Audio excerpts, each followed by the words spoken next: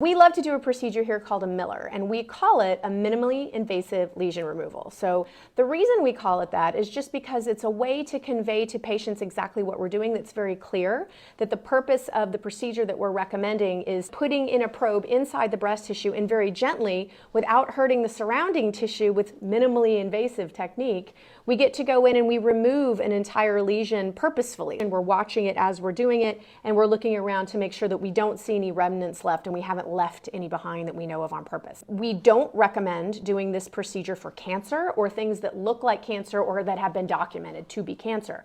We do recommend this procedure for things that have been biopsy proven that they aren't cancer, or things that have been seen and evaluated with ultrasound or have been seen and be present for many, many years and are unchanged. Or maybe someone who's had a biopsy elsewhere and there's a very small benign thing that we sometimes recommend a surgery for to remove it, but it's not cancer. For instance, something like what we call a papilloma. We can actually get rid of some of these areas without making the patient go through a surgery, which is expensive and time consuming. It can create a scar. So this is a really great option for patients who don't want to have surgery, but yet have a recommendation to have something that's not cancer removed, or to remove something that bothers them if they are told, oh no, this is fine, you don't need it out, but it bothers the patient. One thing to be clear, even though we love the MILR procedure and we call it the MILR procedure and we talk about the MILR procedure, we didn't make this up. This is something that has been going on for decades, and other doctors in other places have been doing this for many years and have written papers about how it's effective and it's useful and it's safe.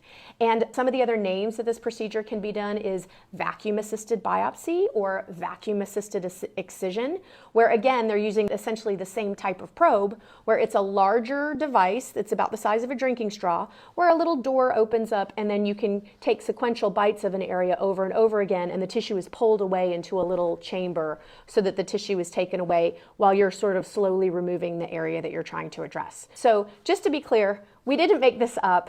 We're not creating something out of nothing. We're doing something that is safe that a lot of other doctors do.